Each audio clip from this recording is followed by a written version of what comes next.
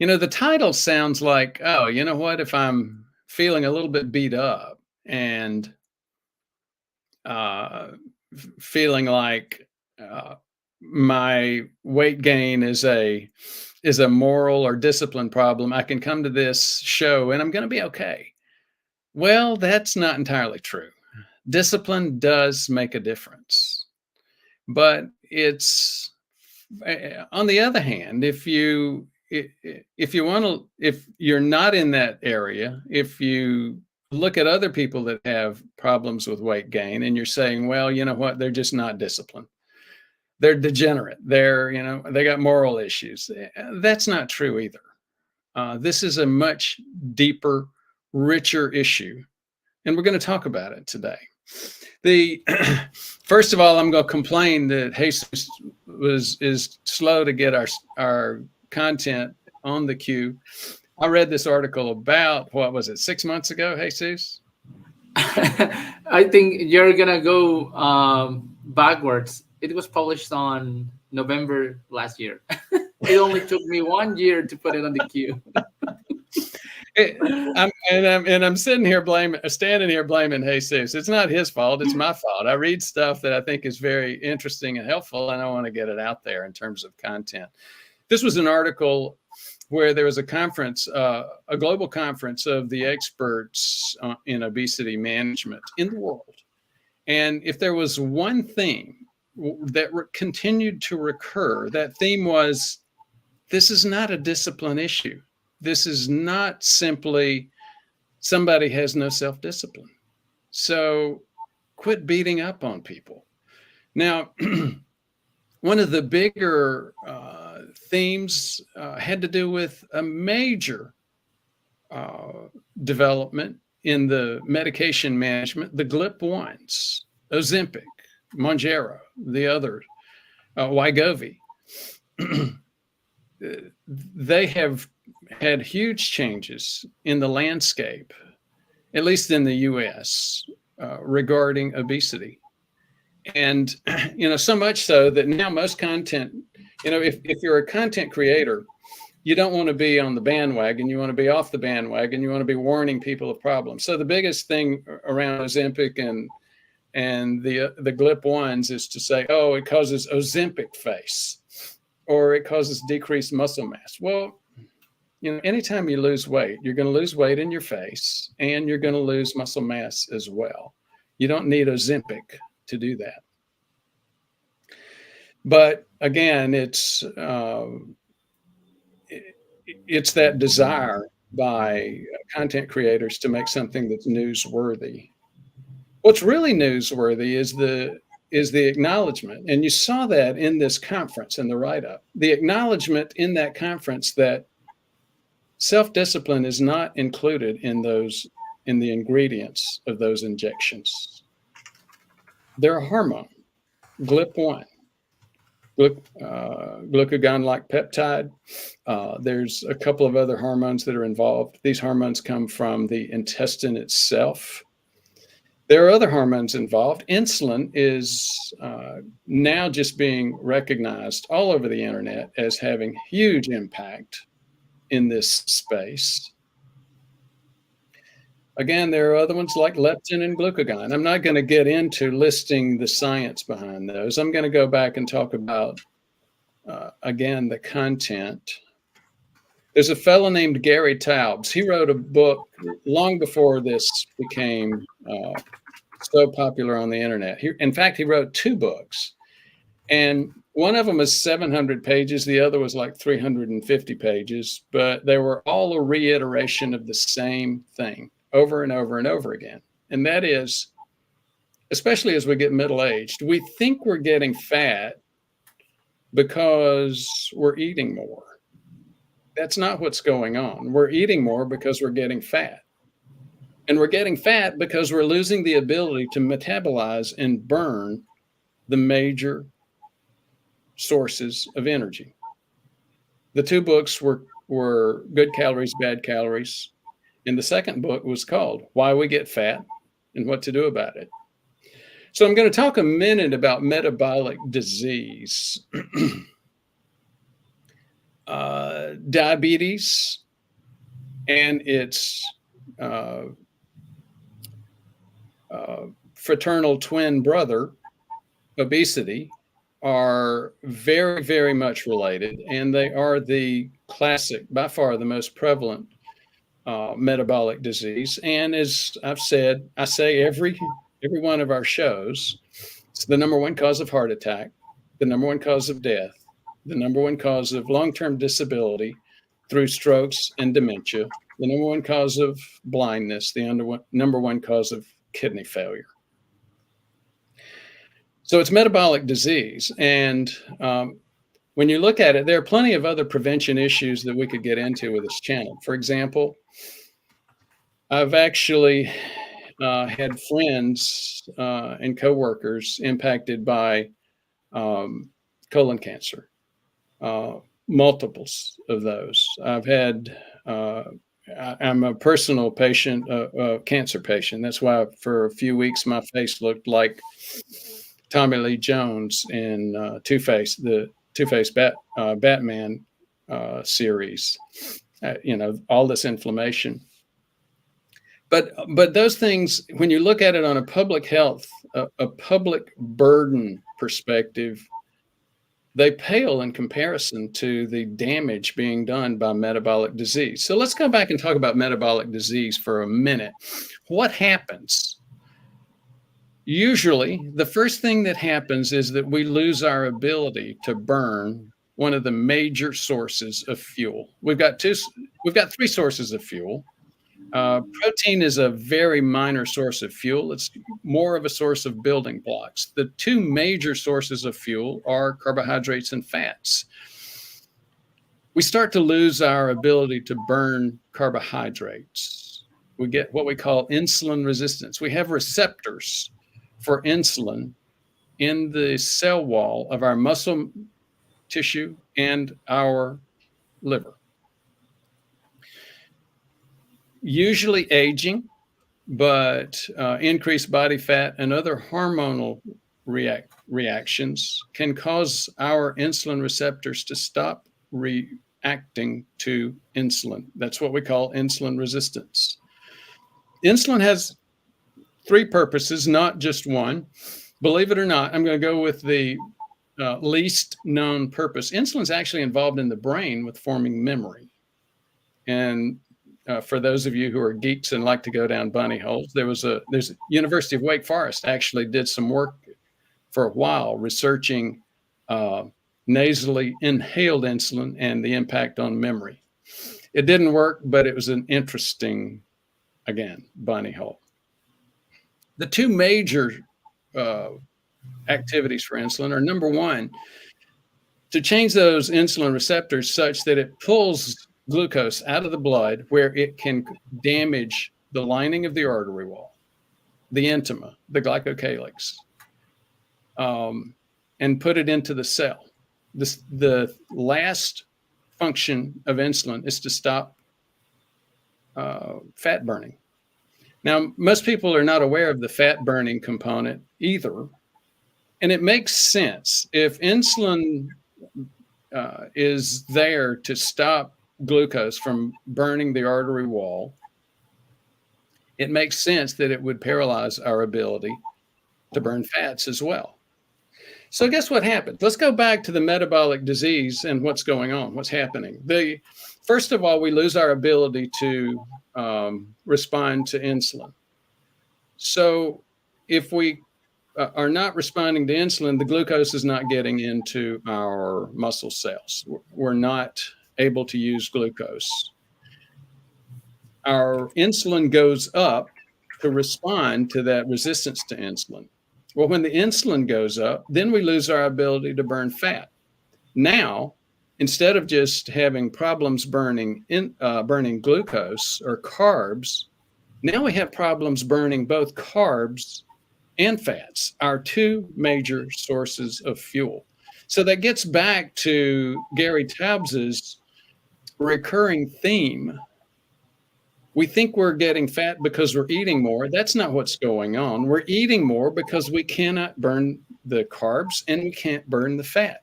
All we're doing is putting it on our body. in storage and we can't get it out.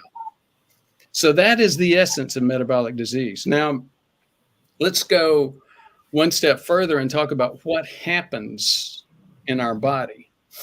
Well, it's not surprising that our body starts storing energy in the form of fat in a lot of places. Most people are not surprised when they hear this. Obviously, that's where love handles go. That's, it's what the medical people call subcutaneous fat, under the skin fat. But what most non-medical people don't know is that there's a lot of other places that we store fat. Another thing that's hot on the internet for the past couple of years is fatty liver. Fatty liver has become taken over from alcoholic liver cirrhosis as the number one issue. I think in one of the genders, I think it's males. So a lot of people are becoming aware of storage of fat in liver in this metabolic disease. And, the issue, parenthetically, another quick bunny hole, what do we do for fatty liver? We don't really do a lot. We do some things to help diagnose it. But guess what? Everything you do to manage the metabolic disease will manage the fatty liver. So if we manage the metabolic problems, we manage the fatty liver. There's a couple of other places, though, and I think these are critical places to understand for people about where we're storing fat. Yes, we're storing it in our artery walls, unfortunately.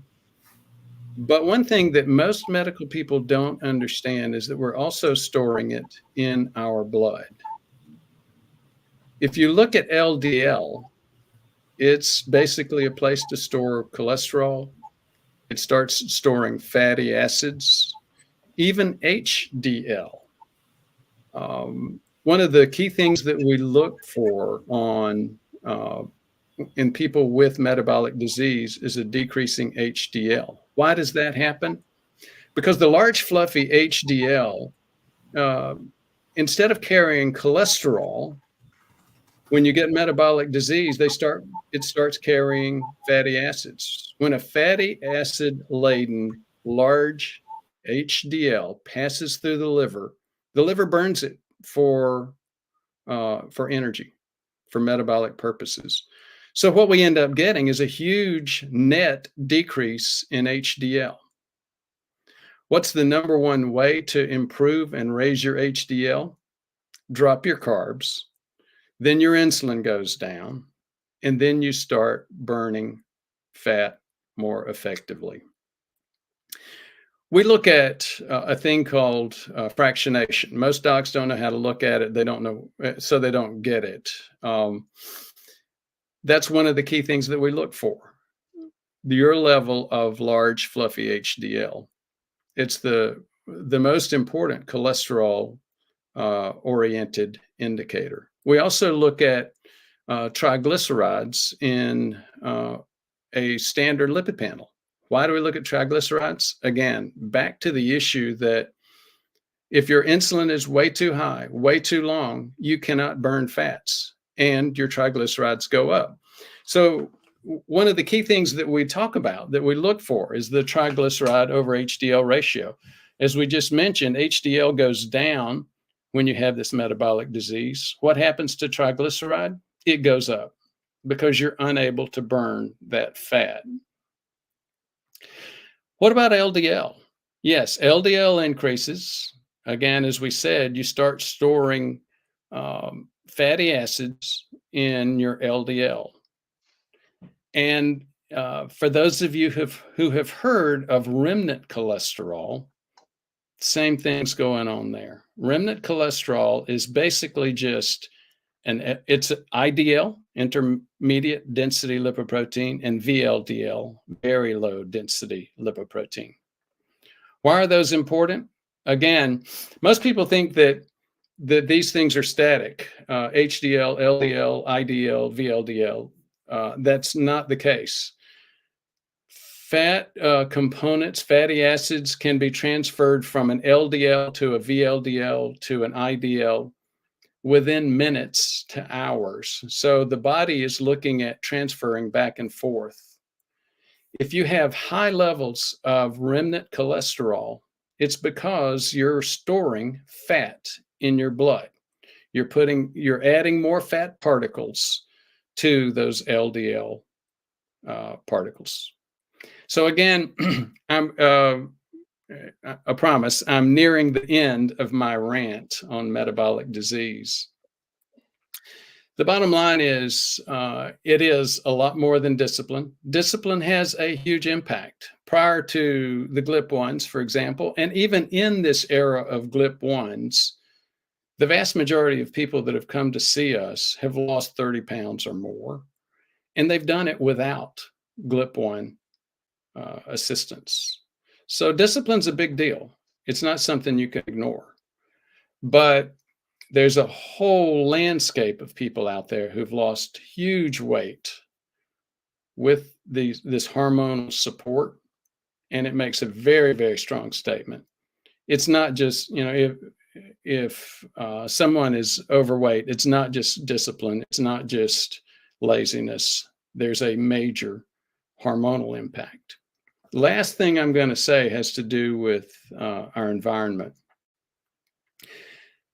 We talk about the obesity epidemic, and many people think the obesity epidemic is driving the diabetes epidemic. The reality is, once you look deeper at the evidence, it's probably more aging. But the obesity epidemic is probably the number 2 reason. And if you think about it, there have been a couple of huge changes in our body's environment. One is high fructose corn syrup. Since it was discovered, it has been added to huge numbers of foods that people are consuming every day. And so now we're getting to a point to where we haven't seen it before. Teenagers are getting diabetes because of obesity. I personally attribute most of that to high fructose corn syrup. We've also had discussions about seed oils. There's a lot of evidence about the contribution of seed oils. Again, our bodies are in a totally different environment than the bodies of people that were born in the 30s. So I will be quiet for a few minutes. Jesus, why don't you take over the rest of the intro while I cool off on my rant. How's that for an introduction to the topic? Obesity is always a really hot topic because I was just reading about the people who are challenging the book from Gary Taubes and talking about how is calories all the time is you're eating more calories than what you're spending. And I think there's some truth to that as well. It's not black or white. But just assuming that it's all calories and you just have to eat less and that's what you need to do, that doesn't necessarily solve the problem. This is a complex issue. Obesity is not easy, and every person will have different risk factors and different metabolism, and the solution for one person might not be the same for another one. So just simplifying that to it's all about calories might not be the reality. But before I go into a rant myself, let me talk to you about the previous topics and what this channel is about. So if you're new to the channel, you have Jeannie right here with us, to whom I will ask to introduce herself for the people who doesn't know you. Hi, I'm Jeannie Shanholzer. I am one of the nurse practitioners that works with Dr. Brewer, and I've learned a lot and love to be on the show every chance I get. Sounds wonderful. And this is Jesus Vega. I'm a physician in Mexico working with Dr. Brewer for a few years now. And that's kind of the short intro to ourselves. We talked about cardiovascular prevention, stroke, heart attack prevention. And talking about that, last week we had Fred Rowe as a guest and Heather, one of the other nurse practitioners that work with us, talking about what to do if you are in the ER with chest pain, differentiating between a heart attack and angina and the options for treatment. Should you get a stent? Should you get a bypass graft? Should you just go with medications and lifestyle? Very good discussion for that if you're interested on that topic. 2 weeks ago, we had Dr. Graham, the vegan MD, talking about the vegan diet. Really hot topic as well, giving us another perspective. And just we kind of concluded, just try to see what you can get from all these trends. We want to avoid tribalism about vegan versus carnivore. It's just about seeing what works better for you, which always is going to be an individual decision to make. And the show before that one was about calcified plaque, how to identify plaque, what types of plaque are there, what the treatment options, very related to Fred Rowe's experience that he shared last week. We have a conference coming soon on December. Jeannie, do you want to talk a little bit about that one? Sure. We have a heart attack and stroke prevention conference. It's going to be in St. Petersburg, in Clearwater.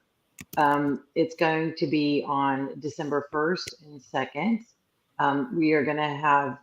We're going to see patients at the conference, as well as present a lot of information. And then we'll also have the people from Cardio Risk there to perform CIMTs, and people will be able to get their results the following on Saturday. So they will actually be physically doing them on Friday, and then on Saturday, the results will be there. So that's always a big thing, because the people from Cardio Risk are kind of mobile and go around the country to different areas. So sometimes people have a little bit of a struggle getting appointments, and they're so busy. I know that they kind of limit it to, I think, Dr. Brewer patients anyhow. Isn't that correct, Dr. Brewer? So they limit what to my patients? Seeing the patients for CIMTs are generally mainly your patient group, because there's been such a number of people wanting them.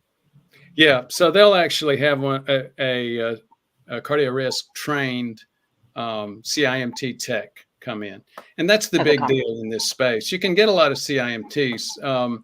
I can't remember the name. Is it Life? Not Lifeline. Mm-hmm. Lifeline or Life Science? The group, one of the groups that has the buses come around, they say they quote do CIMT. One of the I get a lot of people that have those CIMTs. They're not the appropriate quality. I get a lot of people that went to a local radiology or ultrasound office and got a CIMT. And again, they don't tell us whether there's soft plaque or not. And that's the whole reason for getting a CIMT. So there's only a few places in the country that do a valid CIMT. It's important because, you know, it's got some advantages. We've talked about it multiple times. Minor advantages would be low cost, no radiation, but no prescription required. But the really big advantage is that it's very, very good. It is the state of the art right now in terms of being able to understand the percentage of, or the amount of soft plaque that you have. And we like those to be done yearly. So that gives us, the first one gives us a baseline, and then we can see progression from there. So that's really why those are important tests for us to get information from. And so they'll be there at the conference, which will be great. So you don't have to try to schedule or anything else. It'll be right there all ready for you. They'll get their radiologists who are trained specifically for reading this. They'll do some overnight reads for that. And then our group will get their reads the next day. And then we'll go over them. So that'll be exciting. That's coming up at December 1st and 2nd in St. Petersburg. And I think there's still time to sign up, right? I don't think all of our early bird spaces have been filled, or maybe they have by now, but I don't know either. I pushed back with Fred the other day, and he said, "Ford, I'm just making an executive decision." And I think he said it was like a third off. And I think he set a date. Did he set a date for November 1? I think so. Yeah. So I think if you're going to get in quick, I would get it done. There's only so many spaces. Yeah. And So that's what also, that is, Jesus. yeah, and we have options. If you're looking to visit Tampa and meeting Dr. Brewer, meeting Jeannie, just the topics themselves are, I'll say, mouth watering. We're going to talk about heart and stroke prevention, cardiovascular plaque, insulin resistance, cardiovascular inflammation, longevity, cardiovascular health on women, which is a very neglected topic. And just the topics themselves are really interesting, worth calling the office 859-721-1414 to be on that list. You can just choose to see the topics and get the CIMT if you don't want to get all the tests. So we have different options for you. Call the office, get in the list, get that early bird before November 1st. So let's go to the topic for today. So obesity, is it really just discipline? Let's find out.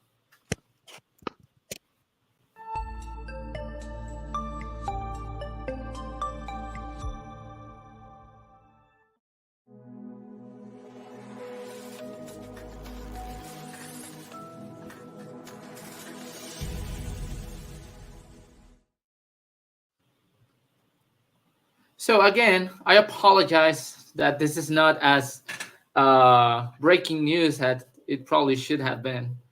And when I saw the article from the New York Times, at the beginning, I thought that this was kind of a they were kind of putting that simulated situation of, experts meet and this is a discussion just to bring out different viewpoints from a topic. But this is not something that was staged, so to say. This is a meeting that really took place in England on the Royal Society.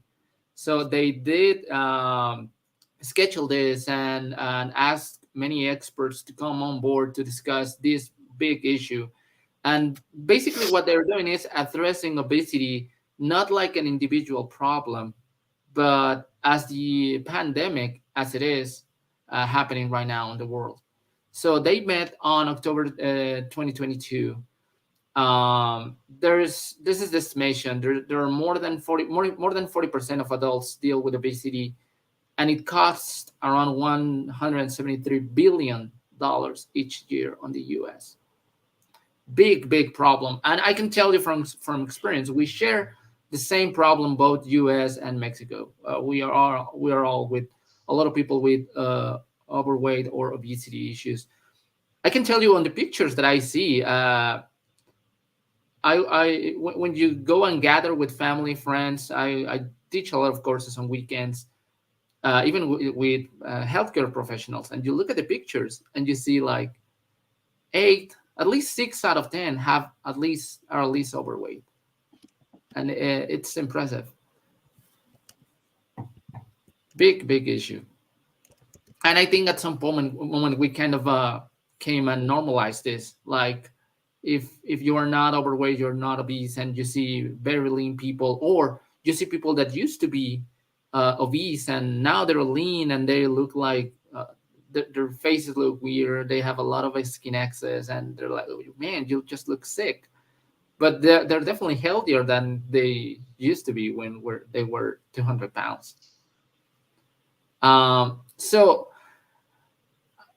when there's a say, somebody told me, if you want something not to get done, build a commission.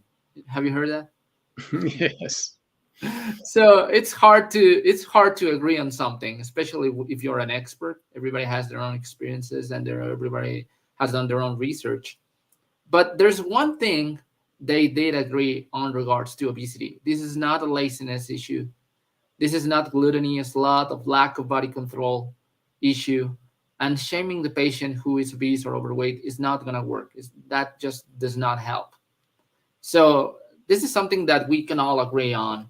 This is a complex issue. This is a metabolic or hormonal issue that requires a team effort to solve, and that has really important consequences. And it's driving, along with insulin resistance, it's driving most of the cardiovascular events and deaths because of heart attack and stroke. Feel free to interrupt me at any time. You know that if you let me go on, I'll go on. I'm just wondering. I think I've vented my some of my own passion already in that rant, so I'm calming down. Jeannie's not hasn't shown up yet. We'll see. We'll see what happens. Well, I think there's a lot of controversy, of course, on this topic, and I think that there are not every solution does not fit every person. And I think for women, especially over a certain age, it is much more difficult than it is for others. So this is something that we discuss daily, and even with our patients that are women, we discuss. I had a patient yesterday, and she was really discouraged, and felt like she was trying to push her next appointment off because she had something happen, and so she wasn't able to exercise and didn't feel like she was going in the right direction, and basically was afraid to come to the next appointment.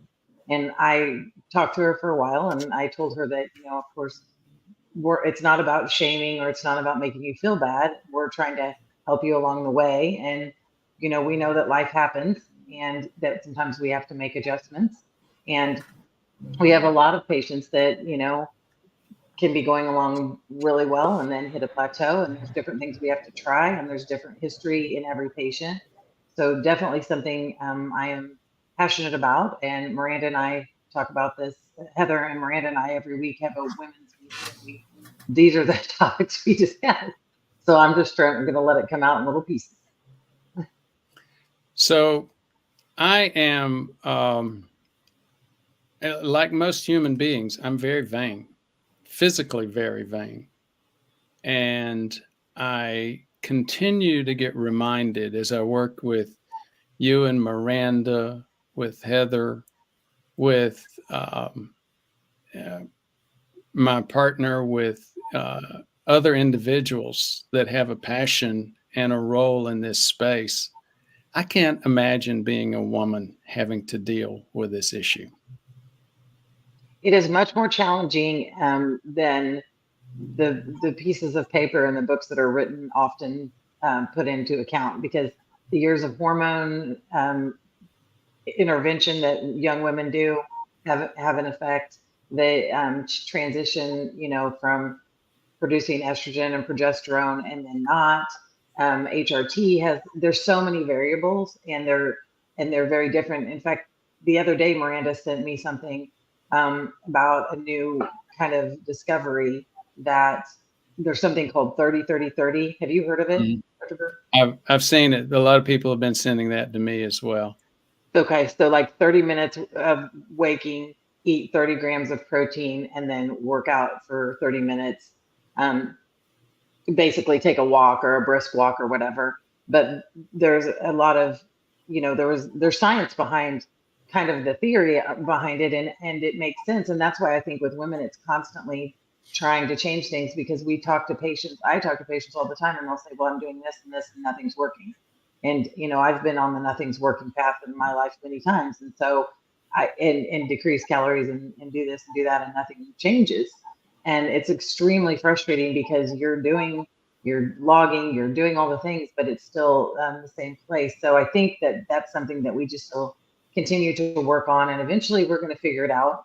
And for every person, it's different. It's not just eat keto and lose weight real easy for everyone. It is, and of course, diets are a hot topic, and every diet is different, and every person is different. But you have to figure out what works for you, I think, is the bottom line. And that's the challenge. I do not know. I don't know a single culture that does not focus on women's weight more than men's. Yeah, I think you're correct on that. And I think that it's really difficult for women in general, because they, a lot of times they just will avoid going to the doctor because they feel, discouraged or embarrassed. And so they don't. And, we talk about why women with cardiovascular disease, it's diagnosed so much differently than with men. And there's just a lot of different things. So thankfully we have the opportunity to try to work on that in this space as well. So, hey, Really? Sus, you asked. That's what you get. We'll just take it No, away. this is what we're here for. It's addressing all those issues, and I will add the social component and cultural component are always being more critical about women who are dealing with weight issues versus men who are dealing with that. The society is way harsh, more harsh on women than it is in men on that regard. I saw that comment as well, Dr. Brewer. Thank you for showing that up. So this is from JMK. Yesterday on my local news, there was a live broadcast from a vaccine clinic. Most of the people on that clinic were obese. As an incentive, those who got their shots received a free caramel apple. So choose your poison, right?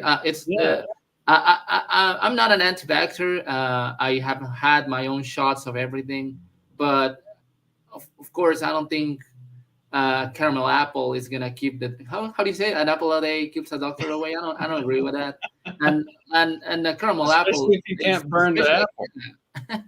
So it's like, okay, it's good. We won't see you for respiratory issues, but let's see you for a heart attack in a couple of months or years. Yeah. So it's the reality where we're living in, and this just comes to enhance the idea that this is a complex issue that is not just an individual decision. And this is what on that meeting, going back to the topic, on that meeting, the nutritional biologist just said that all the carbohydrates and fat in our food dilute, quotes, protein needed. It drives us to eat more calories. And the endocrinologist said that eating patterns heavy in carbs promote fat. And I can agree with both statements. The dilute statement is kind of trying to simplify the process, but it's what it is. This is I think this is one of the strongest idea versus the high calorie versus low calorie model. It's not just how many calories are you eating, is where those calories are coming from and the impact that those calories and those food sources, macronutrients, are having on your body, on your metabolism. Hey, is this one of those opportunities for me to say what Jesus means is? Yeah, go ahead. Very Actually, needed, often needed. This is not a Spanish-English translation issue. This is yet a little bit deeper comment. There are several different mechanisms for development of obesity. Up until a few years ago, by far the most commonly discussed theory and mechanism was the bank account. It's calories in, calories out. And then there was a whole lot of debate and actually some really, really good studies that came out about low carb diets. And that gave rise to what the endocrinologist is saying here, and that is the hormonal theory. And as you heard my rant in the beginning, there's a lot of reality to the fact that when we eat carbs, when we eat something that stimulates insulin, insulin has a very, very big impact on storage of body fat. Now, at the end of the day, I think for most of us, and I think it's reality, the hormonal theory of weight gain has become the number one mechanism. I don't think we can, I think that I personally, myself and our patients live the fact that you can't ignore the bank account theory. I mean, you cannot, okay, drop my carbs so I can eat 6,000 calories a day. That's just not true. Dropping your carbs changes everything, but it's really clear. When you drop carbs, you do change the efficiency of the burn. You get a decreased efficiency. Most of us get a decrease of about 20%. There are some genetic groups that get a decrease of up to 30%. But that's not 100% or 200% or whatever. We the bank account does matter. You cannot eat 6,000 calories instead of 2,000 calories, drop your carbs, and lose weight. But again, you can't decrease your calories by 20% and load it up with carbs and have a metabolic problem and expect to get where you need to be. Studies have shown over and over again that what happens is your metabolic rate tends to drop because the continued intake of carbs starts this insulin cycle, which starts fat storage, which decreases your metabolic burn.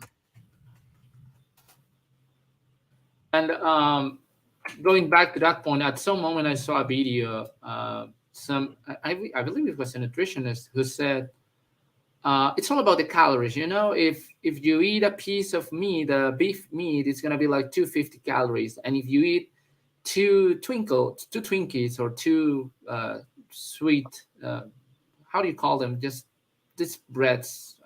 Cake. Yeah, I have the brand name on my mind. I don't want to get demonetized as we do.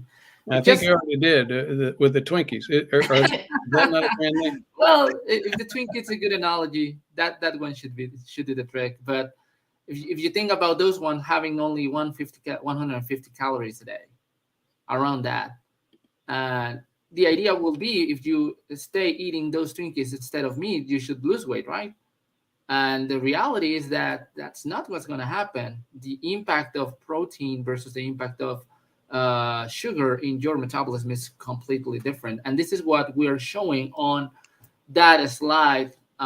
This is an image from an article from Dr. David Ludwig, published on JAMA in 2018. And it compares the conventional model of obesity versus the carbohydrate insulin model. The conventional model is missing, not putting on the picture the role of insulin.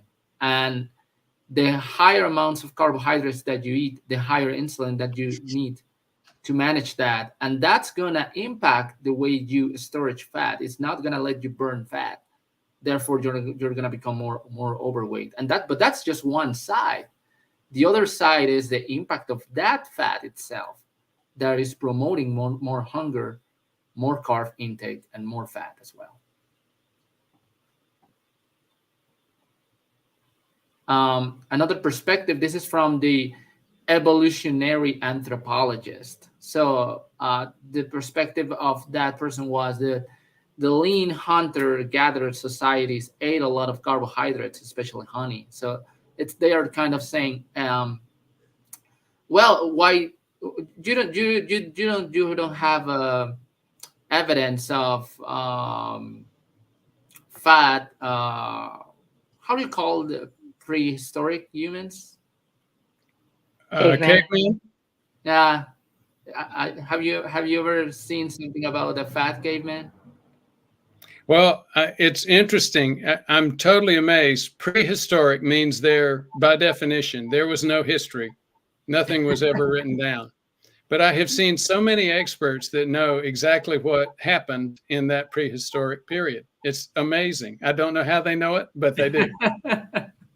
Weren't a lot of pictures from there either, were there? No, I haven't seen any video of a fat caveman. And while I'm being sarcastic, I'll just point out that most of the evolutionary anthropologists that I've heard tell what happened said, no, there was very few carbohydrates. They were rarely able to get honey, and it was all animal meat. So, and even if we accept the idea that they eat a lot of carbs, I think the difference is that was probably a more challenging time in regards to survival. So even if you need to be fit, you need to be strong, you need to be able to run, to climb, to do all that kind of stuff. You want to survive.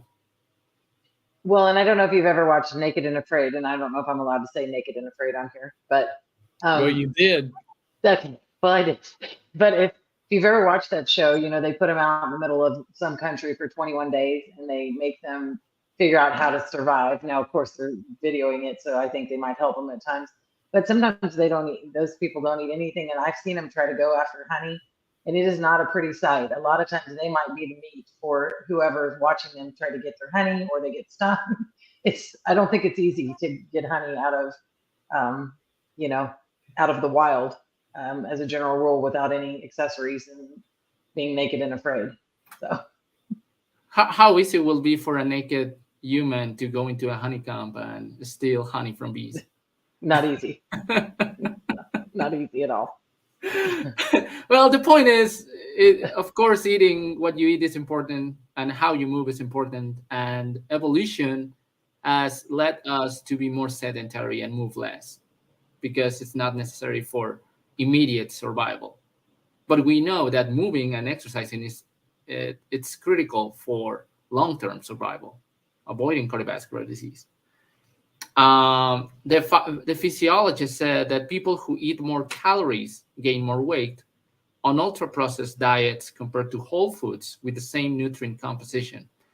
And I think there are two things to consider there. Ultra-processed diets, yes, calories, nutrients.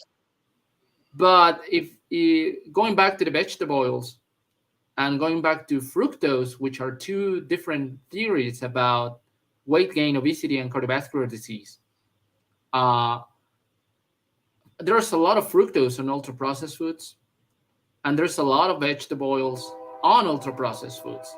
So I'll say it's not just about the calories, it's about the content of that ultra-processed foods.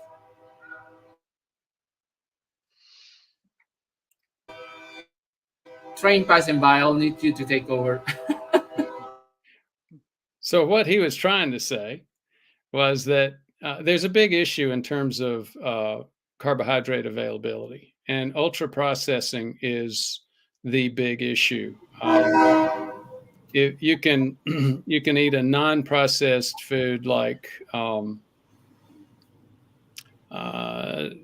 certain types of vegetables may have a significant amount of carbs, but not quite so easily accessed by the body. I think maybe oatmeal, the different forms of oatmeal, is a great example of this. Instant oatmeal has just been totally crushed and powderized. And so all of those carbs hit your bloodstream like that. When people say, well, if you must eat oatmeal, eat it with, peanut butter, or you'll hear them say, eat steel cut oats. Well, steel cut oats are not powdered. They are sliced by steel. So you have much less of that ultra processing component. How is that, Jesus and Jeannie? Very good. So there's more fiber left in the steel cut oats as opposed to the pre-digested processed, right? Yep. And so it's harder for your body to get to those. Eric, the Big E Mailburger, we are grossly hurting the patient by downplaying discipline and self-control. Carb addiction is a very severe addiction. People fail on low-carb diets. We must convince them that they cannot be lazy. Well, I couldn't agree more with the second sentence. Carb addiction is a very severe addiction. Any other comments regarding Eric's comment? If you're there's a portion on saying, of course, you have to do the work. Every person should take control of their own health. That's for sure. And when we say, okay, you're not lazy, you should not be blaming yourself, it's not for the patient to stop doing the stuff that they need to do. It's to taking the blame out of their shoulders and understanding that there are a lot of influences, external influences on culture, society, and internal influences on hormones involved on what you have already built on your body, all the fat that you have storage already. There's a reason behind that. And the reason is usually how you were raised, what you were exposed on the media, on the TV, commercials, what is available on the store, what the rest of the people do. The phrase monkey see, monkey do. So when we're kids, we're highly influenced by what other peers do or eat or our own parents do. And it's way more fun and tasty to eat sweet things than eating vegetables. Any children will tell you that. So there's all the stuff that you have created during your formative years, and then understanding that you need to make a change, and then the society might not be helping you on doing that change because everybody else is doing something different. So it's a complex issue. It's not saying you don't need to do anything. It's understanding that there will be challenges, and peer pressure is a real thing as well, and addiction and the craving for sugar is something that you're going to struggle with on your journey to weight loss. Jeannie, any comment? Well, I mean, again, that's convince them that they cannot be lazy. That is very true. But I mean, I think it's a misconception, though, from a lot of people that that's the only factor. There's a lot of different factors that come into play with male versus female hormones, birth control that women deal with in their young years, 20s to 40s, and the long-term effect of that. So I think that, again, this is, you can talk to endocrinologists. They'll tell you that there's different enzymes in the gut for different things. Why are those enzymes missing for some and not for others? Because when people have certain disorders like C. diff and they do a fecal transplant and then it changes their metabolism, why is that occurring? I don't think we've arrived, and I think that people make carte blanche statements on things, not saying that was one, but that just they don't fit everybody. So, I mean, that's kind of what I think there. As I said, carb addiction is a very severe addiction. I couldn't agree more with it personally. I've in different walks of life, and both personally and professionally, I've dealt with addictions. And I've got my own personal carb addiction, which I've shared multiple times on this video. I've got family members, and I've done a lot of work professionally with alcohol, drug addiction. And yes, it's very important. Self-control is huge. But to assume that it's self-control ignores two incontrovertible facts. Number one, not everybody responds well to that kind of coaching. To just say it's self-control, fix it. Some people respond well to it. A lot of people don't. The second thing it ignores is the reality that there's more involved than just the mental approach. And we just talked about that in terms of metabolic disease. Definitely. So going back to more perspectives, and this is touching a topic or an area where I'm not an expert of.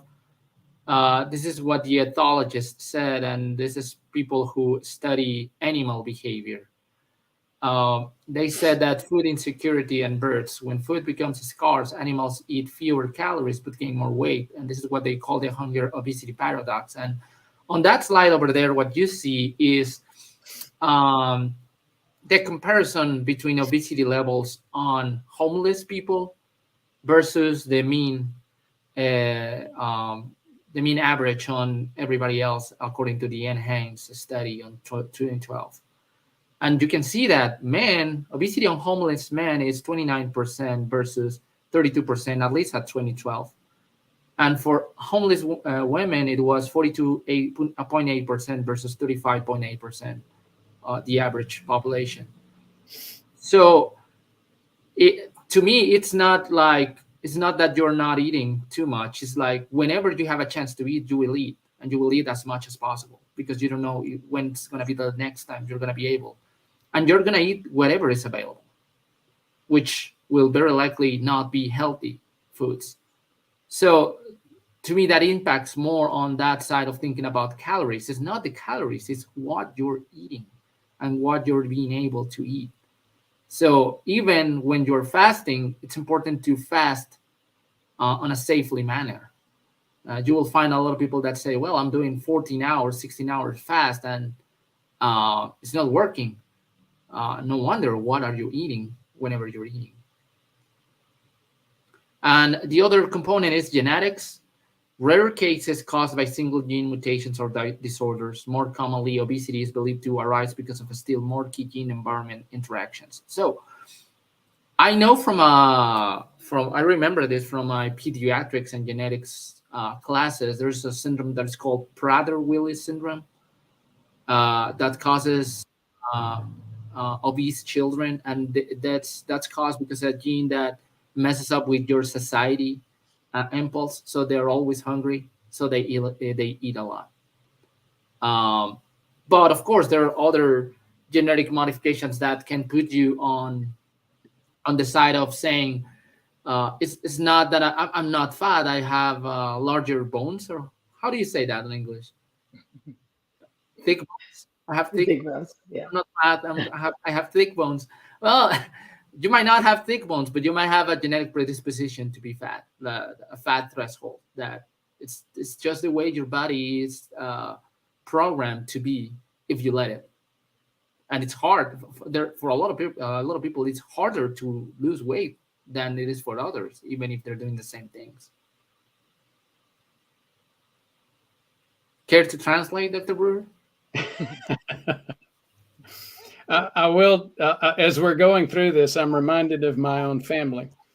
I grew up, and I don't have that picture here with me, and maybe I should go find it. Picture of my mom and dad.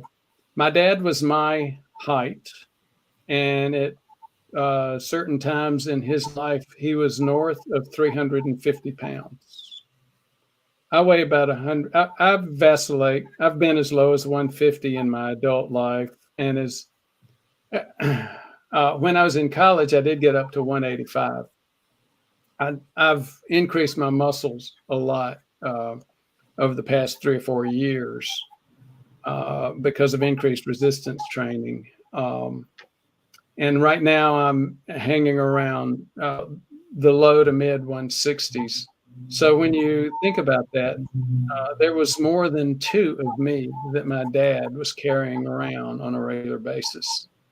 And so I grew up in a family with a lot of really bad language around food.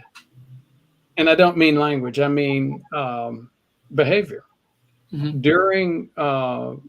During holidays, I remember coming home after I had gotten out on my own as an adult and really changed my dietary behaviors. And I was just really emotionally frustrated when I came home. It's like for when I came home for Christmas and New Year's holidays, every flat surface in the kitchen, the dining room, and the living room were all constantly covered with foods.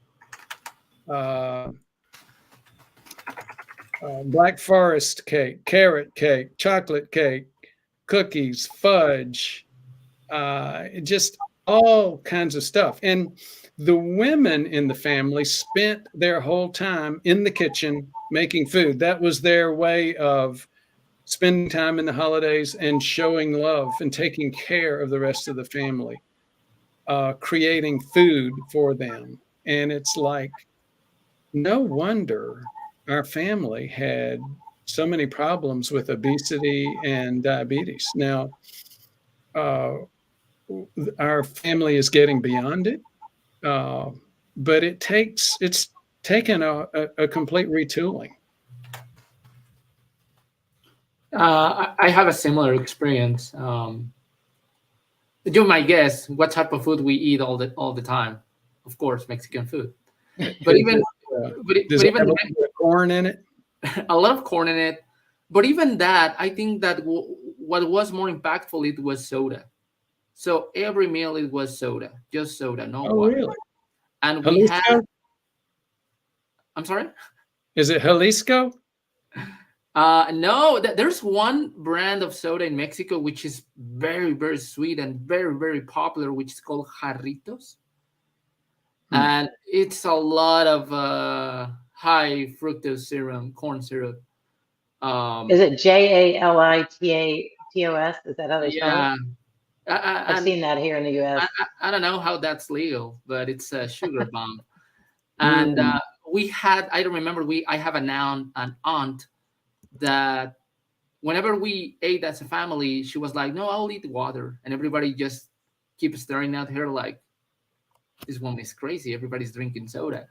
And now looking backwards at that, I was like, it's a peer pressure, it's, if you're drinking water, everybody sees you like, why aren't you drinking soda like a normal person? It's just so ingrained on our culture. You have towns in Mexico where you might not get a doctor, but there's surely Coca-Cola around. So But I That's think there's something yeah, it's impressive. in the 80s, the Diet Coke was the thing that really, everybody drank Diet Coke, but I don't know that it had great effects either. I mean, now we don't really advocate for um, any of that stuff. Generally, it's more just drink water and not try to substitute, because some of those sugar substitutes that they put in things, I don't know that they did a lot of good for us either. Yeah, and I think Dr. Bruce shared the same experience with me on regards to diet cola. I used to be kind of an addict to it, and I think I have like 8 months not drinking that. Oh, good for you. Yeah, my wife has helped a lot. I can tell you that. You're doing better than I am. As you know, I just went on a whirlwind tour of the national parks in Utah and Arizona, Yeah. and I fell off the wagon bad. Well, it happens. That's life. Um, so we were talking about what the experts can agree on. Let's talk about what the experts never will agree on, and that is what fixes obesity. So on that conference, no scientist spoke about fixes that are on types of diet, except for the carb discussion. So this is interesting. Nobody mentioned specifically keto, paleo, carnivore, Mediterranean, but they acknowledged the role that carbohydrate intake has on obesity. No dialogue about cleanses, diet apps, or intermittent fasting. I think at the end, they're kind of acknowledging that all of that is helpful, but it's not the sole solution. This is a systemic problem. And what you see on the graph, this is um, I always mix the name. This is a whisker plot, Dr. Brewer. That's what I'm sitting over here looking at. The whisker plot is each of those individual studies. Yeah, it is. All of those are individual studies. Yeah. And And they're go ahead. well, they're comparing low carb versus low fat diet. To your left, you will see the impact of low carb diet on weight loss. To your right, the impact of low fat diet on weight loss. It's like, which one is better for that? And at least according to these studies, that of course they will have their own methodology and definitions of what low carb is. They're almost all of them um, going a little bit more on the side of low carb diet impacting weight loss more than low fat diet. So let's go a little bit deeper. So on the whiskers, what do the whiskers mean on each individual? So you've got your up and down line. Well, first of all, what does this direct line at the 0 mean? That there's no impact. There's no No weight. impact either way, low carb or low fat, right? Mm-hmm. Now, what does the little diamond mean for each study? It's kind of the range of impact, like the highest impact and the lower impact. And on the middle, you see a diamond because that's where the main population of that study is. Okay. So the diamond is where the result for that study came out. The whiskers, the line that goes to the right and the left for each of those studies, shows statistically where it could have been. So what is this dotted line here? That's the mean, the average of the studies that they reviewed. Mm-hmm. So at the end of the day, what this actually means, pardon us if we're getting too geeky in terms of epidemiology, but I think this is a very, very helpful discussion to help us interpret the results of this meta-analysis. And a meta-analysis is, as you see, it's a study of a whole bunch of other studies. So it is it's the king of epidemiology. It is the most effective, the most important, the most reliable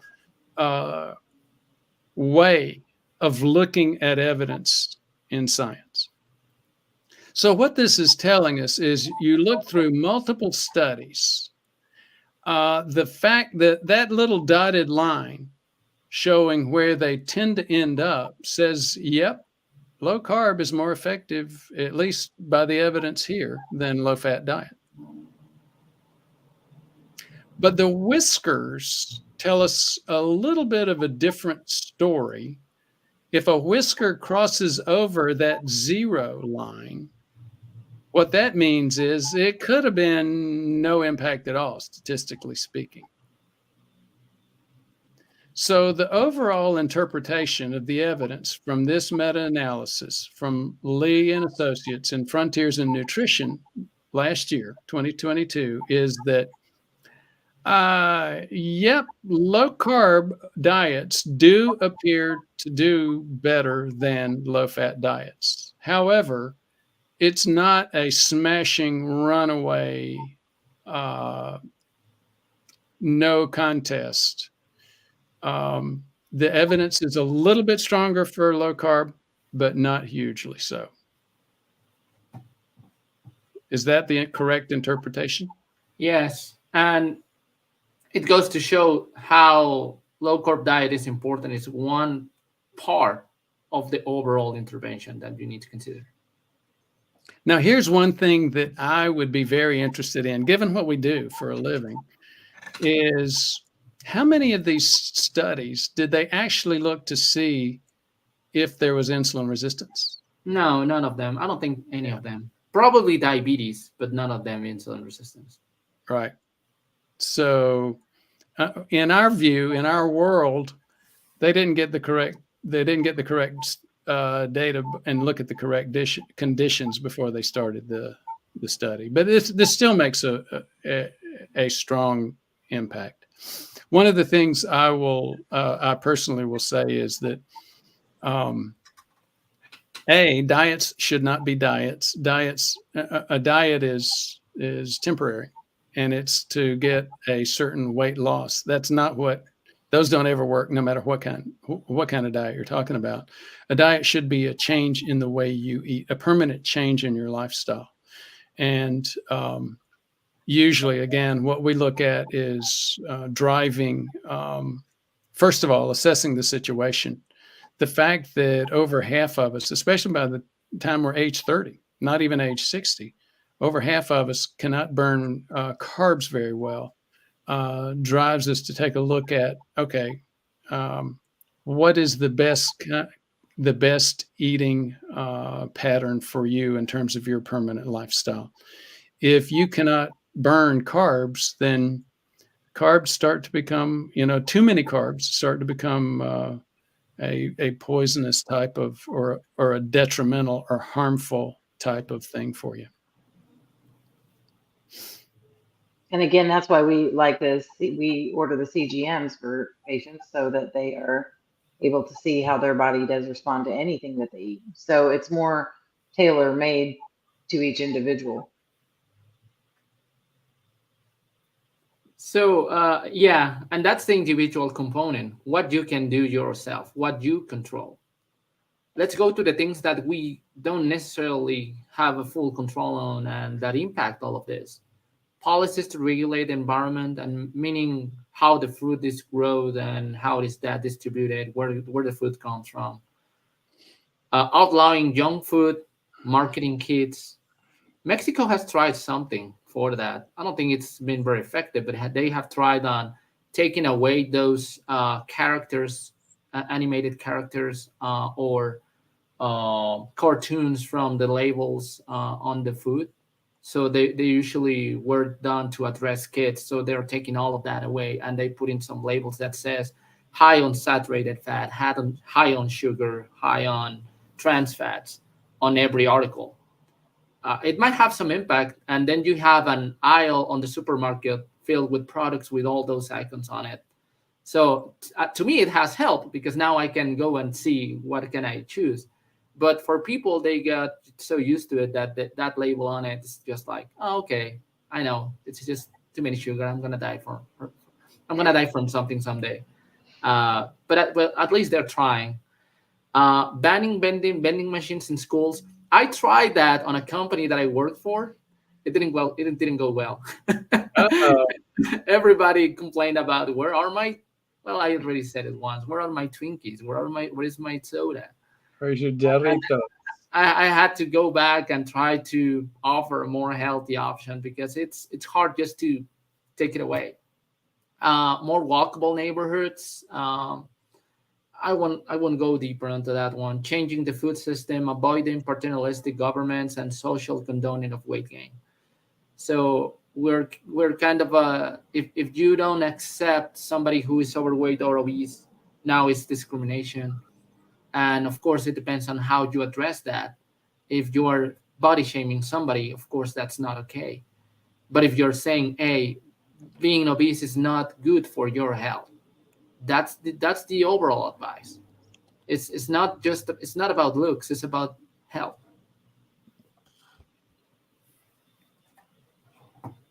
Hot topic. You you might want to just go to the next slide.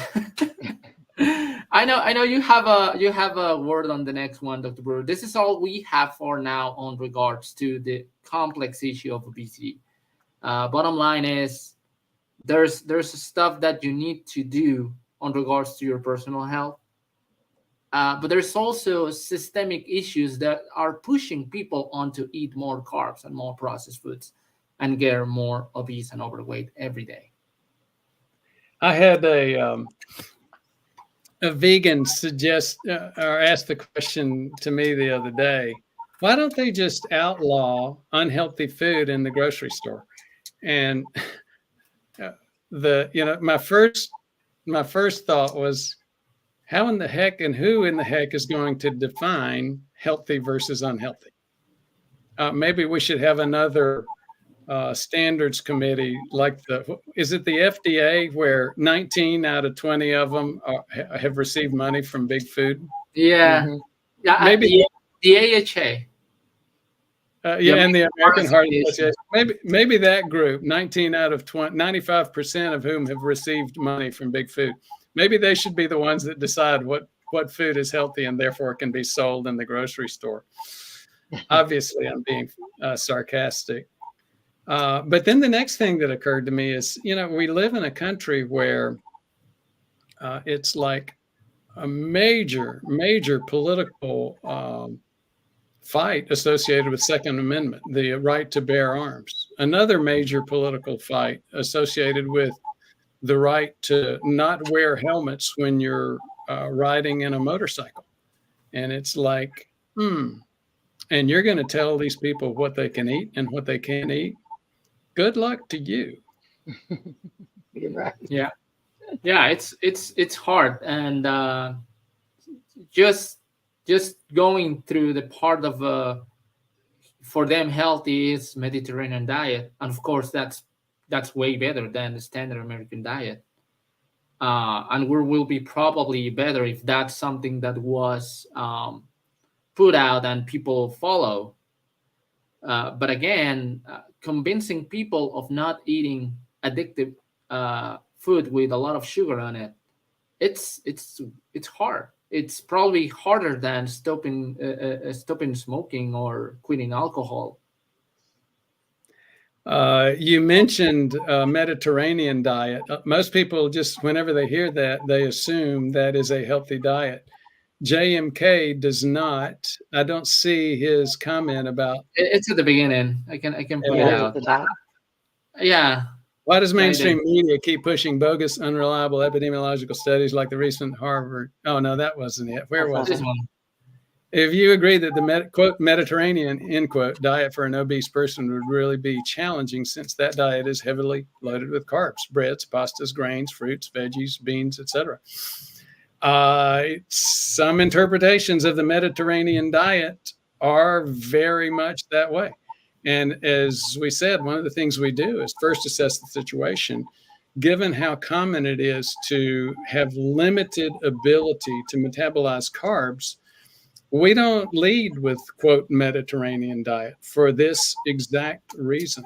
We tend to, I use the term, we come from Switzerland. I'm not Swiss. None of us are Swiss. But Switzerland was never involved in, like, I don't think either world war. They just don't get involved in wars.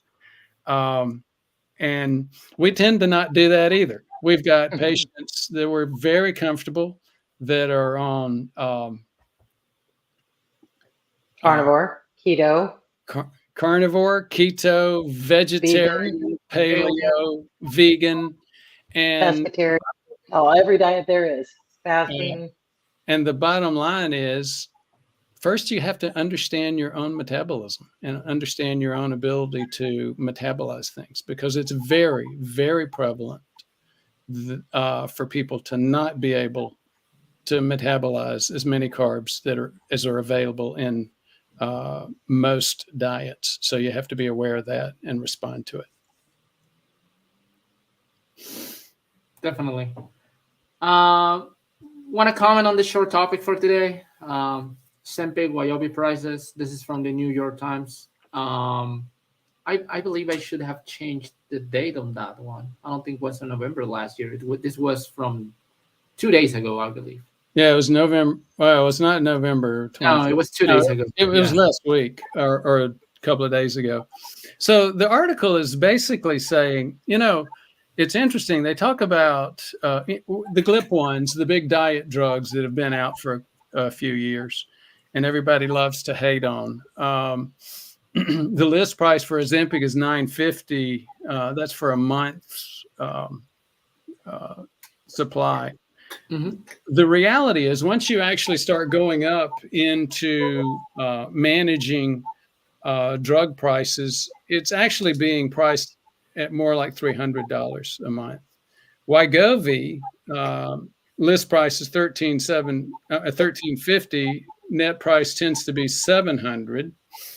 Mounjaro list price $1,015, but net price tends to be like $250.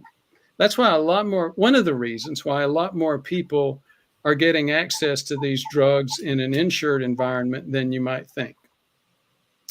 There's a couple of other things to think about. One of them is AWP. When I was at Toyota, I managed our pharmacy supplies for about 120,000 people. And one of the things that I had to do was get very deep in the technical aspects of managing pharmacy. There was a thing called AWP, average wholesale price. Those people that work with this on a regular basis in terms of negotiating large pharmacy contract prices also call it ain't what's paid.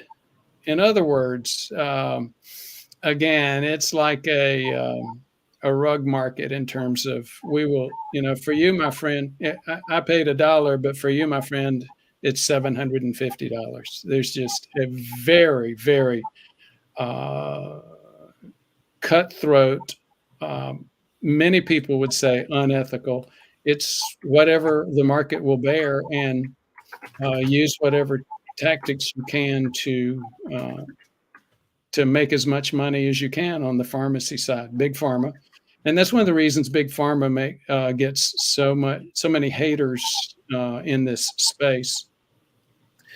To their defense, they have huge costs they have to cover, but to their detriment, a whole lot of people die because they don't get access to appropriate and needed medications. Now, what seems to be going on with Ozempic, Wegovy, and Mounjaro? Number one, Ozempic and Wegovy are the same drug. I'm having a senior moment. It's semaglutide or semaglutide, depending on how you pronounce it. Mounjaro is a different drug. It's Tirzepatide. Yeah. And again, these are Ozempic and Wegovy are both made by what's the name of the group? They're in Europe. Their symbol is a little calf with a cow with Oh, Is that Lilly? which one? Is that Lilly? No, Mounjaro is made by Lilly, Hmm. and Ozempic and Wegovy are made by somebody will fact check me in a minute. Bottom line is this. Novo Nordisk. Yeah, No. Nova Nordisk. And the bottom line is this: there's already competition. You have two different companies making a drug that basically fills the same slot. So had Novo Nordisk and not had competition from Lilly, you could have expected the list price to remain high, and the net price to have remained the list price and maybe even go higher, similar to what happened with things like Livalo. But they didn't have that advantage. Lilly came out very early with a competing drug, so you find the rug marketeers doing their backroom deals and cutting it, trying to compete with each other. Any comments, questions? Well, big pharma it's a very lucrative business, and usually patients who need medications are the ones who end up paying all the stuff, and there's just a lot of commissions going in on it, and intermediaries and paying this, paying that. I've seen a lot of compounding pharmacies. There's a lot of compounding pharmacies that are selling it. And I don't know anything about it. I know there's a lot of controversy about whether it works or not. Have you been seeing that, Dr. Burr, too? That there's people trying to sell it, just the basic, Mounjaro, I think it's whatever, tirzepatide. They're trying to sell it separately at lower cost. Have you seen that? Separately compared to, what do you mean? They're just not selling it as the name brand. There's like compounding pharmacies that are doing it. I see it on a lot of nurse practitioner groups where they're getting it from these other compounding pharmacies where they're just selling it like as the basic, not as a name brand, and people are pulling it up in a syringe themselves. I've been seeing that a lot, but I see a lot of controversy around that. Yeah, I think one of the they label it as compounding, which implies that those pharmacies are actually making their own version. When you look at the actual production, I don't think that the pharmacies are doing I don't think they're making it themselves, but I do think that what you're saying is true. What they're finding is this big delta between the list price and the net price. Because they're a pharmacy, they're buying it at the lower price. Then they turn around. So, for example, a pharmacy that that can access Ozempic, for example, at far less than the $950, and often will be able, depending on the size of their purchase, they're able to purchase it at more like $300. So then they can turn around and say, oh, well, we're a compounding pharmacy. We have Ozempic as well, and we can offer it to you, my friend, for $450. Mm-hmm. So they're just pulling it and individualizing it or putting it in a different vial and selling it, but it's the same thing. That's, I see a lot of that going on. With the implication that they actually compounded it, end quote, air quotes, or made it themselves when they didn't. We've got a comment from JMK, I think, that Big Pharma spends a huge amount of its costs associated with marketing, not research. Yep, no argument with that either. And lawsuits. No argument with that either. Any other comments about that? No, well, just the comparison. It's when you talk about money, of course, And when you talk about obesity, of course, medications are not the one solution to everything. Um, Fortunately or unfortunately, you have medications that can help a lot to people to lose weight while they're making changes on their lifestyle and decreasing risk. Because obesity costs as well. So the price of obesity, its excess yearly cost per person is $1,800 a year, and the annual extra cost is 173 billion. And this is just kind of healthcare costs, but you also have the cost of having a heart attack, the cost of being hospitalized, the cost of having a stroke and end up in a wheelchair, and the cost to your family of dying. So it's a difficult situation that requires personal evaluation to see what you can, what you should do to improve your own condition. So, as I mentioned earlier, when I said a lot of people are getting coverage for this much more quickly, for example, than they got coverage for Livalo, than PCSK9s, et cetera. It wasn't that this was more life-saving. It's a combination of two things. What we just covered, and that is that there's competition in that marketplace. So the net price that insurance companies are having to pay Big Pharma is not nearly as high as it would have been because of the competition in that market. And the reality is obesity costs a heck of a lot in terms of medical costs. Definitely. And before we go to the closing remarks, remember we have the website, PrevMedHealth.com. Go there, book an appointment if you would like to see the PrevMed team to address your own specific situation. Even if we're saying that in regards to obesity, there are more things to do than just the personal stuff. The personal stuff, the lifestyle stuff that you do are very important for your own health. And if you put your health on your own hands, as you've seen, nobody else is going to do that for you. So go ahead, visit the website, PrevMedHealth.com, book an appointment. And remember that we have our conference December 1st and 2nd on Tampa, Florida. Call 2-859-721-1414. Get the early bird discount before November 1st. Any closing remarks before we go to Q&A, Dr. Brewer? Now, for me, how about you, Jeannie? Nope. And in fact, I've got to go see a patient, so I'm going to sign off. See ya. Have a good day. Bye-bye. So let's go to Q&A.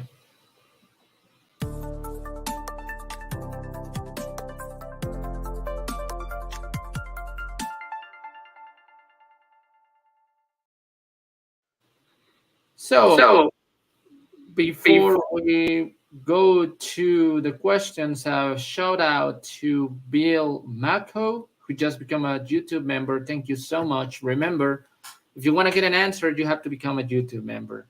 Especially on those times where we are short on, we're like 1 hour and a half, we're close to 2 hours. We're gonna have to give priority to those YouTube members. That's another perk of you. Of course, we're gonna try to get your answers. This is just a way to organize all this and address those people who are doing some extra effort. We appreciate the support, and we appreciate you that are every Wednesday joining us. If you want to become a YouTube member, just click on join, just next to the subscribe button.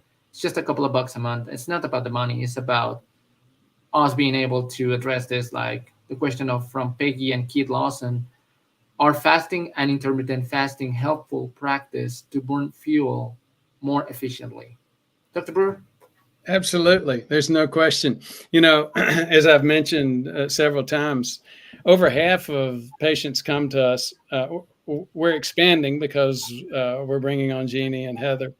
We'll continue. And I've moved away from the Alabama project and focused entirely on this activity. So we're seeing, gosh, a lot more patients than we did a couple of years ago. And the majority of patients come on board that have already lost 30 pounds. And we say, congratulations, you've had a huge impact on your healthy lifespan. And, assuming you don't get run over by a bus or something else, you may have added 1, 2, or 3 decades of healthy life. And they tend to say, yes, thank you. I was aware of that. It's good to hear that from somebody who does what you do. And so then the next question is, and then they say, well, I want to find out what else I can do. And there's always, we haven't seen anybody yet who's not got more stuff that they can and should do. The vast majority find out a lot of things that they didn't know was going on. But anyway, back to the fasting issue, I'll always ask, well, how did you do that? The first and the most common thing is I cut my carbs. I started dealing with, basically what we've talked about multiple times, metabolic disease. So cutting your carbs decreases your the amount of insulin that you've got flowing around your body. Then once you've got that decreased insulin, it's a lot easier to burn fat. You don't have this roller coaster of your blood sugar going up and down. So then I ask, well, anything else? Well, quite often, it's a number 2 item. Most of them say, well, yes, I did do intermittent fasting. And for most people, that means skipping breakfast. If you're a purist, clearly the evidence indicates if you're going to skip a meal, it's better to skip dinner. But that just doesn't work socially for most of us. We have a few couples, especially where both couples are doing it and they live together. So there's not a lot of social pressure to eat dinner. But so then the next thing is I always ask, well, have you done any prolonged fasting, like 24 hours or more? And that's where it stops. Very few people do that. Any of these fasting activities, time-restricted eating, intermittent fasting, prolonged fasting, all of them are very healthy, especially if you've got metabolic disease. Hugely healthy, huge improvement in your health associated with these. And yes, it's hard. It's very hard to do the 24 hours or more the first time. The second time gets a lot easier, and the third time a lot easier. The other thing that happens is for people that are doing prolonged fasting beyond 3 days, the first 3 days are very difficult compared to the time day 4 and afterwards. Now, there's also that's a well-known phenomenon, and there's a very physical reason for that. By the time you get through that third day, you've pretty much burned any of the carbs that you have stored in the form of glycogen. And at that point, you're running on fatty acids and ketones. So yes, is it a helpful practice to burn fuel more efficiently? It's helpful in multiple ways. Another way that it helps is there's a thing called zombie cells. The zombie apocalypse. Yep, believe it or not, we have that. Most of us have some of that going on inside our body. Zombie cells are cells that have tried to die but didn't quite get there. You get zombie organelles as well, like mitochondria that are just sort of almost dead but not completely. When you go through these fasting episodes, you go ahead and knock off those zombie cells. That's a good thing, not just for your body regarding that one cell.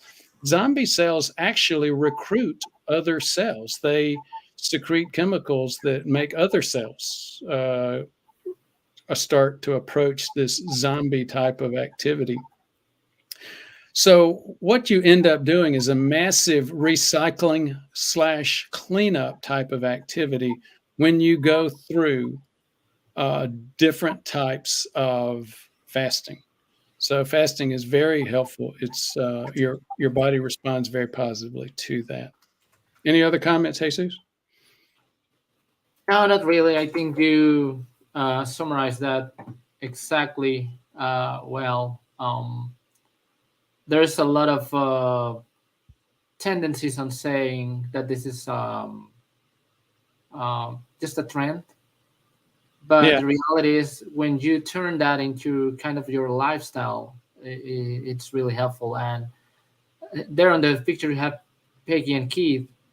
That's critical. If you have the support of your significant other, things are way, way easier to achieve. Yep.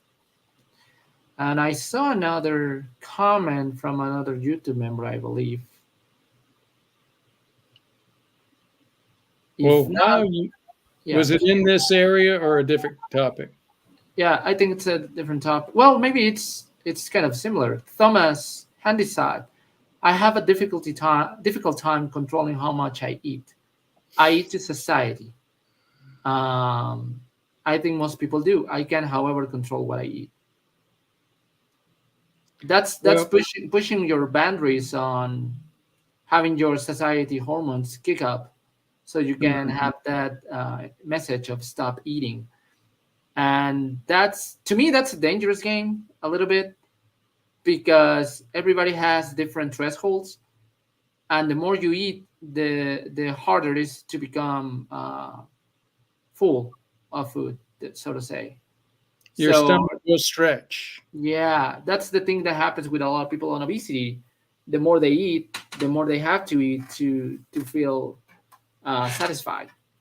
And that's the thing. And go back to your comment about the first time it's hard to fast, but after the third day, or after the first 24 hours, it becomes easier and easier. And as that becomes part of your own routine on doing fasting or intermittent fasting, it becomes easier.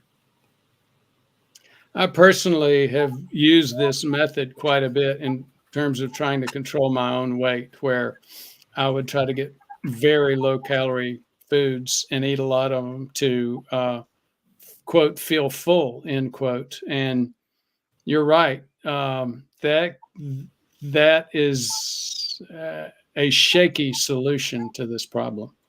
You really do. And I don't remember his. Oh, I think we lost Dr. Brewer. Probably had issues with his battery. Let's see if he can go back. But just to go back to that conversation, Thomas, that's when calories might have a bigger role than you might think. If you're still eating on until you are completely satisfied, that can put you on the side of eating a lot of calories, depending on what you're eating. It's probably going to be less calories and less carbs if you get satisfied with only vegetables, but you're going to need a lot of vegetables to get to that point. I think Eric, the Big E, Mihelberger, might agree with me when I say you really do have to have the discipline to say, you know what, I'm going to stop. And Yeah, this, and I saw that message, and I hope the title probably, or the way we approach this, is not misunderstood. We're not saying that you can just sleep on obesity and don't do anything and just blame the system. We're just saying that you should not be too harsh on yourself on the side of blaming yourself if you're dealing with obesity or overweight. You have to do the work, and to do the work, you have to assess the situation and find out what are the main risk factors that are putting you on that position. And as work on Dr. that. Stewart put, we also need to stop simplistic reasoning like just put the fork down, stop being lazy. It's not a question of laziness, but education, understanding one's own health situation.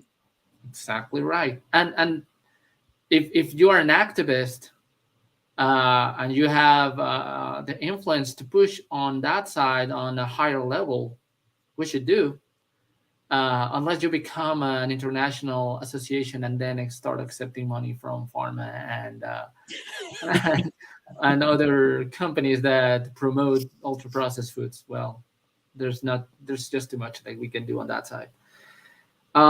We might just go ahead and address one or two questions, Dr. Brewer. We're Sounds almost good. D. Dutton, the more lipophilic statin, pitavastatin, but not the hydrophilic statin, rosuvastatin, down regulates net MMPS. Do you know what he refers to? MPS? I'm not familiar with that term, MMPs. I am familiar with the term water soluble versus fat soluble, and I know there's a huge focus on that. I'm not nearly as okay. Matrix metalloproteinases. Okay, I've seen that. It's a large family of calcium-dependent zinc-containing peptidases responsible for tissue remodeling and degradation. So what he's saying is this is what we refer to when we say that we have a geeky audience. So there's a little bit for everybody here. If this is the first time you're seeing the show, or you are like D. Dutton and way more than your typical doctor. So I think what D. Dutton at the end of the day is saying, look, pitavastatin, magnesium. And there are two forms of pitavastatin. One is the standard Livalo, which is, isn't that pitavastatin calcium? It is. And then the magnesium is the one offered by Zapitamac. Zapitamac, yeah. And, it's interesting. I understand what you're saying, Dutton. I haven't seen significant scientific evidence that would support what you're saying. That doesn't mean it doesn't exist. I just haven't seen it. And I can tell you from the experience of our folks, we've really only had a couple of people complain of problems, but it was associated with Zapitamac, not with Livalo. How about you, Jesus? What have you seen? I haven't seen that many differences between one or the other on regards to side effects, but on effectiveness, especially if they are measuring that with LDL and inflammation markers. I think it's like one aspect of the anti-inflammatory response. It's worth taking a look at. We can say if that's the case, pitavastatin might have some increased benefits on this specific inflammation markers or inflammation process. But from that on to saying that it is better, we'll have to see more research on that side. And it's hard to see research on this, D. Dutton, on the population basis, because most of the studies that you see on regards to inflammation either measure CRP only, IL-6, maybe TNF, which is another inflammation apoptosis or dead cell marker. Some studies measure MPO, some studies measure LP plateau. I think it's going to take a couple of decades until somebody is going to start measuring MMPs and comparing those between statins and cardiovascular risk. But I'll make sure to dive deep on it, and we can present that as a short topic in the near future. Interesting topic. The Shimobi, my remnant cholesterol is 7 on low carb intermittent fasting since 2018. Like we said, this very, very common form of dieting among people that have watched our show and come to see us as patients. First, they start the low carb, then they go to intermittent fasting. Again, not a lot of takers for prolonged fasting, but as you see, significant improvement in remnant cholesterol, which I discussed in my initial rant.